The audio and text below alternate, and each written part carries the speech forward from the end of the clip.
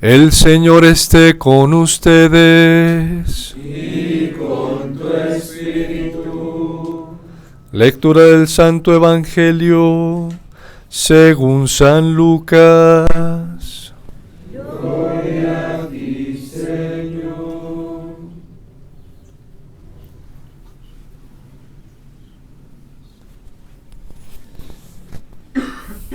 En aquel tiempo Jesús se hizo acompañar de Pedro, Santiago y Juan, y subió a un monte para hacer oración.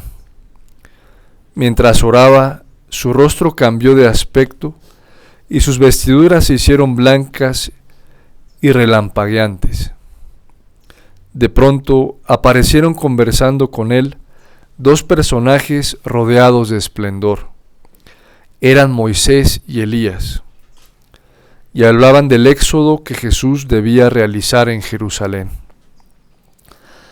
Pedro y sus compañeros estaban rendidos de sueño, pero despertándose vieron la gloria de Jesús y de los que estaban con él. Cuando estos se retiraban, Pedro le dijo a Jesús: Maestro, sería bueno que nos quedáramos aquí y que hiciéramos 3 tiendas, una para ti, una para Moisés y otra para Elías, sin saber lo que decía. No había terminado de hablar cuando se formó una nube que los cubrió, y ellos, al verse envueltos por la nube, se llenaron de miedo. De la nube salió una voz que decía: Este es mi Hijo, mi escogido, escúchenlo. Cuando cesó la voz, se quedó Jesús solo. Los discípulos guardaron silencio y por entonces no dijeron a nadie nada de lo que habían visto. Palabra del Señor. Gloria a ti, Señor Jesús.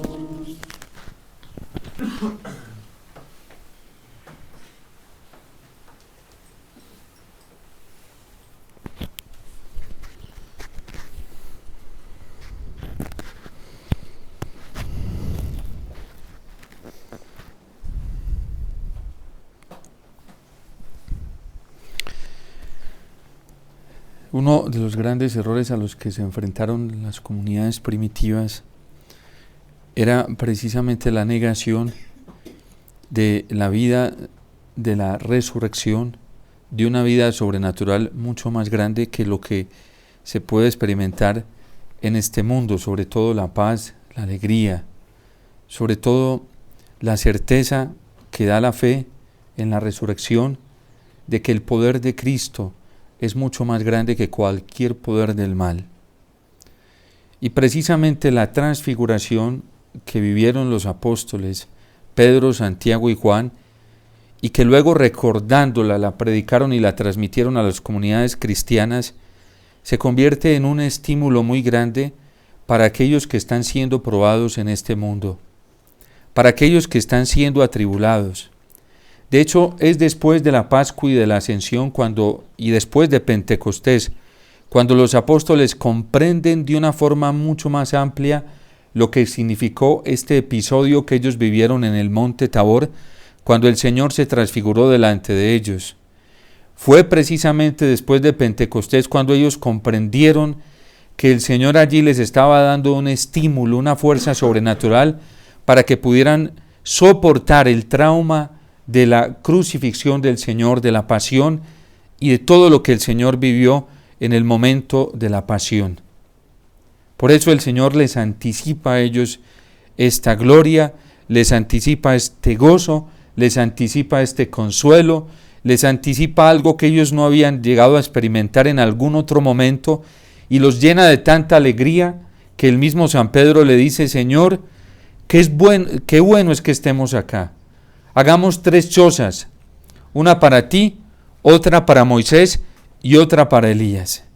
Es tan grande el gozo, el consuelo que está experimentando el apóstol que no quiere que ese momento se acabe. No quiere que ese momento se diluya, no quiere que ese momento desaparezca. No quiere que se vaya de su vista, no quiere que se vaya de sus sentidos. Qué bueno, Señor, es quedarnos acá. Hagamos 3 chozas.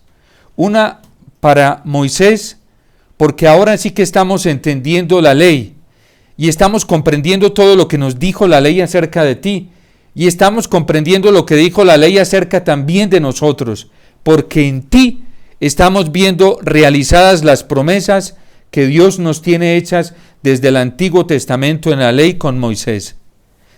Qué bueno es que también se quede Elías aquí, porque ahora es que estamos viendo la claridad de lo que dijeron los profetas y ahora lo estamos comprendiendo con muchísima claridad, con muchísima objetividad, y por eso no queremos que Elías se vaya. Hoy es que entendemos todo lo que están diciendo los profetas. Por eso escuchábamos en la primera carta lo que decía el mismo apóstol San Pedro, que vale la pena fiarnos de lo que dijeron los profetas. Tenemos también la firmísima palabra de los profetas, a la que con toda razón ustedes consideran como una lámpara que ilumina la oscuridad. ¿Por qué Pedro quiere que se quede Elías allí? Porque Elías es el prototipo del profetismo, todo lo que habían dicho los profetas menores, lo que habían dicho los profetas mayores.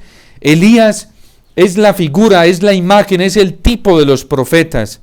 Y por eso lo está diciendo en su segunda carta, después de que ya había experimentado y había vivido esto. Tenemos también la firmísima palabra de los profetas, a la que con toda razón ustedes consideran como una lámpara que ilumina en la oscuridad hasta que despunte el día y el lucero de la mañana amanezca en los corazones de ustedes. No queremos que Elías se vaya. No queremos que pase este momento, porque lo estamos comprendiendo con muchísima claridad. Y luego, ¿qué hacen Moisés y Elías, que son el tipo del Antiguo Testamento? Están testificando, testimoniando de que en Cristo, en la persona de Jesús, ha llegado todo el cumplimiento de las promesas. Que todo lo que dijo la ley y que todo lo que dijeron los profetas ahora se está manifestando en Cristo. Y por eso habla el Padre, y el Padre dice: este es del que tanto hablé en el Antiguo Testamento a través de la ley. Esta es la manifestación absoluta, total, plena de la ley. Es Él. Él es mi Hijo amado, en quien yo tengo mis complacencias. De Él fue que hablaron todos los profetas. Aquí lo tenéis. De Él fue el anuncio, Él fue la promesa de todos los profetas. Él es la luz, es el sol que nace de lo alto. Este es mi Hijo amado, en quien yo me complazco, y ahora se los estoy regalando, se los estoy manifestando, se los estoy entregando a ustedes. Escúchenlo. Es una súplica que brota del corazón y de las entrañas mismas del Padre. Si ustedes se fiaron de la ley y les pareció absoluta la ley, se fiaron de los profetas, fíjense lo que está haciendo la ley y lo que están haciendo los profetas. Se están concentrando en Él para decirnos que en Él tienen cumplimiento todas las profecías y que Él es la expresión más alta de la ley. Cristo es la ley absoluta del Padre. Cristo es la manifestación más grande del amor. Cristo es la medida, es la talla de la ley. Y por eso en Cristo tenemos que concentrar toda nuestra atención, concentrar todas nuestras fuerzas y escucharlo solo a Él. Elías y Moisés están bajo la autoridad del Padre, diciéndonos a todos nosotros que ahora todo encuentra sentido en Cristo y en nadie más. Y por eso la experiencia del apóstol. Qué bueno, Señor, estar aquí. Qué bueno es quedarnos acá. Hagamos 3 tiendas. No para nosotros. No. Para Moisés, para Elías y para ti. 3 lugares donde ustedes habiten y nosotros podamos venir al encuentro continuo con ustedes. La tienda, ¿qué significaba en el Antiguo Testamento? En el Antiguo Testamento la tienda significaba la presencia de Dios. Y cuando Moisés entraba a la tienda, salía reluciente, transfigurado. De hecho, esa luz con la cual salía Moisés era un motivo de esperanza para todo el pueblo. Y la gente siempre estaba a la expectativa a la salida de Moisés cuando entraba a la tienda, porque sabía que allí dentro de la tienda ocurrían cosas grandiosas, extraordinarias, porque sabían que allí en la tienda se manifestaba Dios mismo. 3 tiendas porque en esas 3 tiendas está la manifestación misma de Dios. Luego, después de la tienda, que tiene una evolución, la morada de Dios, vienen los templos, o el templo, más que los templos viene el templo, y el templo es la morada donde Dios va a habitar siempre, pero resulta que ese templo material fue destruido. Ahora, ¿cuál fue el templo que Dios mismo se edificó y la morada que Dios mismo construyó para habitar por siempre en ella, a través de una alianza perpetua que nadie destruirá, porque esa alianza se constituyó con su sangre misma? Somos nosotros mismos. Nosotros somos la morada de Dios en esta tierra. Y somos aún más morada en todo el sentido de la palabra cuando recibimos el cuerpo y la sangre del Señor, cuando comulgamos a Jesús. Nos convertimos, siempre somos su morada por el bautismo, porque en el bautismo fuimos constituidos templos y se derramó el Espíritu Santo y nos consagró como una morada de Dios. Pero por nuestra fragilidad humana, por nuestras debilidades, muchas veces perdemos ese estado de gracia, pero es la Eucaristía quien viene y nos eleva a una condición muy alta de morada, de templo de Dios. Y allí podemos escuchar a Dios. Lo hemos venido escuchando a través del profeta Jeremías, estos días lo decía: vendrán días en los que estableceré una nueva alianza, y entonces todos me escucharán, los viejos, los jóvenes, los niños, todos me escucharán, y grabaré esta ley en sus corazones, la pondré en sus corazones. Ya no será una circuncisión física, sino que será una circuncisión espiritual. Por eso la alegría del apóstol, el consuelo del apóstol. Y por eso esta manifestación del Señor. De hecho, la gran manifestación de la transfiguración siempre se realiza en cada Eucaristía. Los santos, por ejemplo, el Padre Pío, no anhelaba el momento de llegar a la Eucaristía y no deseaba que la Eucaristía se acabara, porque era precisamente en la Eucaristía donde el Padre Pío sentía la presencia del Señor. Siempre lo sentía, pero el lugar donde él descansaba de todas las batallas, de las luchas, de los combates, de los grandes dolores que tenía por la persecución, era en la Eucaristía. Era en la Eucaristía. La Eucaristía es ese monte Tabor, ese lugar de la transfiguración. ¿Por qué creen que en los misterios luminosos precede a la meditación de la institución de la Eucaristía la transfiguración del Señor? Porque tanto Eucaristía como transfiguración están íntimamente conectadas. Si queremos experimentar, tener la experiencia del apóstol San Pedro, acudamos a la tienda donde se encuentra el Señor, y es la Eucaristía. En cada altar, en cada sagrario, podemos tener esa misma experiencia que tuvieron los apóstoles, ver la blancura, la belleza de la gloria del Señor. Por eso no hay un lugar más apto para descansar que el sagrario. No existe un lugar, una tienda más apta para el descanso que el altar. Cuánta gracia experimentamos nosotros los sacerdotes cuando venimos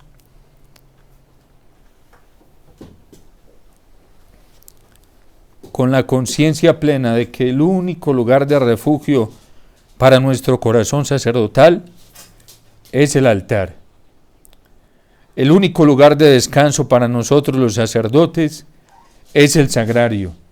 Y no hay otro lugar, no existe. Y por eso a un sacerdote se le hace mucho daño, muchísimo daño, cuando a través de consejos que no son correctos, cuando a través de motivaciones humanas lo van apartando de la Eucaristía. Cuánto daño le hace la gente al sacerdote cuando lo distancia del altar, cuando no lo motiva a ser un hombre del altar, a vivir para el altar, a buscar su descanso en el altar, a buscar su fuerza en el altar. Qué daño nos hacen muchos laicos cuando nos envuelven en tantas actividades, en tantas cosas, y nos van distanciando del sagrario. El sacerdote sin la Eucaristía no es nada. El sacerdote sin esa conexión con el sagrario, con Jesús y Eucaristía, es un hombre muerto. Muerto, no va a dar vida. No tendrá vida en sí mismo. Porque la Eucaristía es la esposa del sacerdote. El altar es la única fuente donde el sacerdote se nutre, porque es la fuente del amor. Y cuando tantas cosas, doctrinas, tantas cosas nos separan de la transfiguración del Señor en el altar, nos matan. ¿Para qué teología? ¿Para qué una teología que no nos lleve a amar profundamente la Eucaristía? ¿Para qué una formación espiritual y piadosa que no nos lleve a depender de Jesús y Eucaristía? ¿Para qué consejos? ¿Para qué consejos que no nos lleven al sagrario? Y no solamente a nosotros los sacerdotes, primero nosotros, porque vamos delante de ustedes como guías, conduciéndolos a la verdadera tienda donde brota la fuerza, donde brota el consuelo, donde brota la alegría. Por eso Satanás es tan rapaz, que nos va apartando del sagrario, y cuando aparta a un sacerdote del sagrario y del altar, aparta multitudes y multitudes de fieles. Pero cuando el Espíritu Santo logra triunfar y acerca a un sacerdote al sagrario y lo acerca al altar, también son multitudes las que vienen a nutrirse de la misma parte donde se nutre el corazón sacerdotal. Por eso el sacerdote es guía, por eso es pastor, porque va adelante conduciendo a las ovejas, indicándoles cuál es el verdadero camino. El Papa Benedicto XVI, en la encíclica Spe Salvi, hace una alusión muy linda al Señor como pastor. Y dice que verdaderamente es el Señor, es el pastor, porque es el único que nos conduce a las fuentes de vida. Lo dirá el Salmo: el Señor es mi pastor, nada me falta, porque me conduce hacia fuentes tranquilas. Me lleva a pastos verdes, a lugares donde puedo descansar. Por eso, en todo el sentido de la palabra, el Señor es verdadero pastor. Y cuenta el Papa Benedicto XVI cómo los primeros cristianos también miraban a Jesús como el auténtico filósofo. ¿Cuáles son los verdaderos filósofos? No esos fanfarrones de hoy, fanfarrones que lo único que les gusta es el protagonismo, la imagen y el popularismo. Los verdaderos filósofos tenían una primacía en su actuar filosófico, y era enseñar la vida. Verdad y vida coincidían en la filosofía. Y para los filósofos griegos, sobre todo Sócrates, Platón y Aristóteles, que han sido los grandes en la filosofía, lo único que hacían era enseñar a vivir, porque la verdad enseñaba la auténtica vida. Y era la grandeza de la filosofía de los griegos. Por ejemplo, Aristóteles le escribe esa obra a su hijo Nicómaco, Ética a Nicómaco, para enseñarle a vivir. Y a enseñarle a vivir a través de las virtudes, haciendo siempre el bien, no el mal. Fíjense que hoy hay católicos tan corrompidos, que promueven el mal. Aristóteles ni siquiera era cristiano, ni siquiera era judío. Solo le interesaba descubrir la verdad, promover la verdad y vivir bien la vida. Y nunca promovió el mal, porque Aristóteles mismo sabía a través de la filosofía que el mal no perfeccionaba a nadie. Había que buscar el bien y no cualquier bien. Para Aristóteles la persecución del bien era del bien supremo, y había que llegar a ese bien a través de las virtudes cardinales, viviendo bien la vida. Y por eso los primeros cristianos identifican en Cristo el auténtico filósofo, porque si estos filósofos enseñaban la vida, Cristo la enseña en un nivel mucho más alto, sobrenatural, la verdadera vida, y por eso Cristo merece llamarse la vida. Yo soy el camino, la verdad y la vida. Y todo eso está concentrado en la Eucaristía. ¿Queremos vivir bien? ¿Queremos alimentarnos bien? ¿Queremos descansar? ¿Queremos encontrar consuelo? ¿Queremos encontrar el verdadero amor? Se encuentra en la Eucaristía, en ningún otro lugar. Y por eso el gran trabajo del demonio es separarnos primero a nosotros, los sacerdotes, los pastores, de la Eucaristía. Qué triste cuando ya el corazón sacerdotal deja de arder, deja de sentir pasión por la Eucaristía. Qué doloroso es cuando el sacerdote deja de sentir pasión por el sagrario, deja de sentir ese afán de estar con Jesús Eucaristía. ¿De dónde más se va a nutrir? Por eso San Pedro no se quiere bajar de allí. Qué bueno es estar aquí. Hagamos 3 cosas, no nos bajemos de aquí. Y luego el Señor le dice, Pedro, tenemos que bajar a Jerusalén. Es necesario. Esto lo vas a tener en plenitud, pero hay que pasar por Jerusalén. Esto lo vas a tener y nadie te lo va a quitar. Hoy Pedro ya tiene un tesoro que nadie se lo va a quitar. Nadie. Hoy ya él contempla, disfruta, goza en la eternidad y no tiene la preocupación que mantenemos nosotros de que nos puedan quitar el gran tesoro. Él ya nadie se lo va a quitar. Pero le tocó pasar por Jerusalén. ¿Y a qué tenía que ir a Jerusalén? Dice San Agustín, a penar,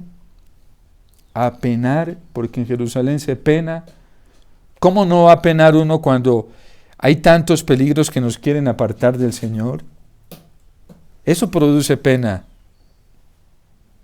Servir, también debía bajar a servir. ¿Y a servir cómo? Cristo ya les había mostrado cómo era que se servía, estando abajo. La humillación, el maltrato. Así es que nuestro Rey reinó en esta tierra. Por eso Jesús dijo, mi reino no es de este mundo, porque a este mundo le interesa la altivez, ¿sí?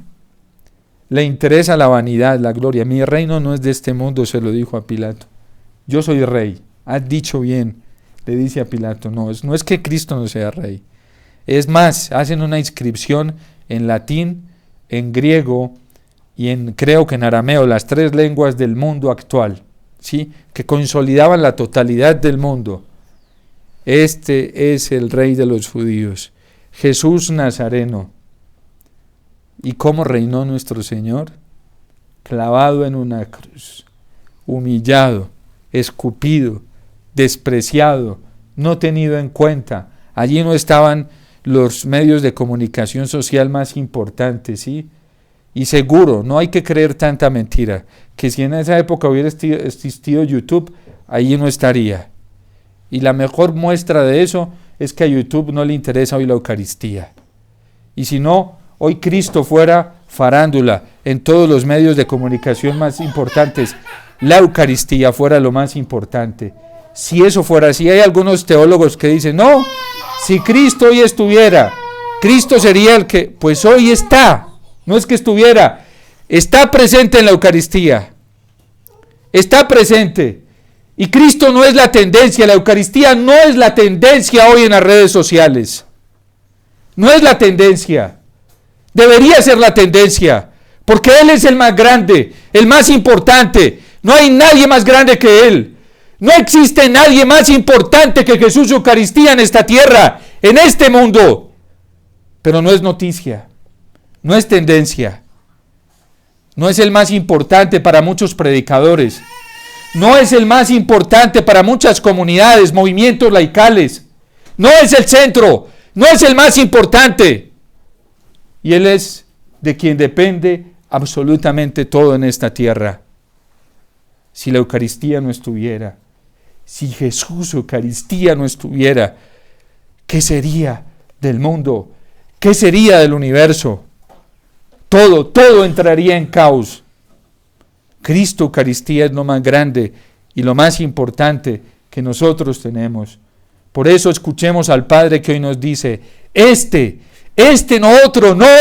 es otro Cristo, este es mi Hijo amado, en quien yo me complazco, escúchenlo a Él. El Padre no tiene su atención puesta en estos momentos en ningún otro lado, más que en cada sagrario y en cada altar. Y si queremos encontrar a la Virgen y escucharla, a algunos que les gusta escuchar a la Virgen porque la Virgen va a hablar, pues volvamos a la Eucaristía, porque no hay un lugar en donde esté más presente la Virgen que en cada celebración eucarística y que en cada tabernáculo. aquellos que les gusta escuchar profecías, que andan detrás de revelaciones privadas, que andan detrás de instrumentos, vayan, aprendan lo que significa ir a encontrar verdaderamente a la Virgen en el sagrario, en cada altar. Esto no lo digo yo, lo dice la tradición viva de la Iglesia, porque así lo ha creído la Iglesia, así lo ha confesado y así lo ha vivido la Iglesia. En este primer sábado reparador de mes, queremos encontrar palpable el corazón inmaculado de la Virgen que arde en llamas de amor por nosotros. Vengamos a la Eucaristía, vengamos a cada sagrario. No nos dejemos engañar, porque hoy hay muchos que nos quieren apartar de la Eucaristía. Muchos, entre ellos pastores, entre ellos predicadores disque católicos, y quieren centrar nuestra esperanza en los hombres, en ellos mismos. Y no son ellos, es Cristo. Cada día deberíamos decirle nosotros los sacerdotes a Jesús, suplicarle con todas nuestras fuerzas de nuestro corazón: Cristo, es necesario que tú aparezcas y nosotros disminuyamos. Es necesario que nosotros desaparezcamos y que Él aparezca. Eso es algo que tiene que estar en lo más profundo de nuestro ser. Que Él crezca, como decía San Juan, que Él aparezca, que Él sea la tendencia, que Jesús de Eucaristía sea el más importante. Y nosotros menguemos. Solo el Señor, nadie más, solo Cristo. Y esa es la voz del Padre. Este es mi Hijo amado, en el único en quien yo me complazco. Escúchenlo, mírenlo a Él. El Padre no quiere que miremos para ningún otro lugar, porque en el único que se complace es en Jesús, es en el Señor. Por eso no nos dejemos engañar. Volvamos a la Eucaristía, volvamos a buscar a Cristo en el sagrario. Y si estamos confundidos, vayamos al sagrario, que allí se nos quitan las confusiones. Si estamos en tribulación, en oscuridad, vengamos al sagrario, que allí está la luz. Allí están Moisés, Elías, están todos los profetas, la luz de los profetas que ilumina en toda oscuridad. Vengamos al sagrario, busquemos a Jesús Eucaristía. Él es el sol que nace de lo alto y Él nos iluminará. Y seguro que tenemos esa misma experiencia de Pedro y diremos: qué bueno es estar aquí, Señor, qué grande es estar aquí. Y seguro que no quisiéramos irnos de allí y a lo mejor hacer como los santos, que hacían de su propia vida y su corazón una extensión del Santísimo, porque hacían de su corazón un expositorio y hacían de su corazón un sagrario viviente. ¿Es que no lo ha hecho el Señor? Lo ha hecho. A Santa Clara de Asís siempre la dibujan con una custodia. ¿Y saben por qué? Porque contempló tanto a Jesús en el sagrario, lo amó tanto en la Eucaristía, que ella se convirtió en un sagrario y en una custodia en donde siempre aparecía la presencia de Jesús Eucaristía. Por eso que nuestra vida se convierta en eso. Y si venimos, si nos alimentamos de la Eucaristía, si nos alimentamos del sagrario, pues nos convertiremos en sagrarios y en custodias vivientes para que este mundo de tanta oscuridad pueda ver la luz del Señor. No se enciende una lámpara para colocarla bajo del celemín. Al contrario, se sube a lo alto del monte para que brille como una antorcha y todos vean la luz de Cristo. Hoy el Señor quiere y el Padre Celestial quiere que nosotros seamos antorchas, seamos luz para este mundo de tanta oscuridad. Que en nosotros Él pueda brillar, para que la gente pueda tener esperanza, pueda tener ilusión, pueda soñar con la vida eterna, con la vida verdadera, que es la vida de Cristo. Pero volvamos a la Eucaristía. Esto no se logra de otra manera. No existe otro método. Qué bueno es estar aquí, Señor. Qué bueno es estar aquí. Qué bueno es estar con Él. Que hoy nuestro corazón arda de un anhelo profundo y un deseo profundo de estar con Jesús Eucaristía. Dios te salve María, llena eres de gracia, el Señor es contigo. Bendita tú eres entre todas las mujeres, y bendito es el fruto de tu vientre, Jesús. Santa María, Madre de Dios, ruega por nosotros pecadores, ahora y en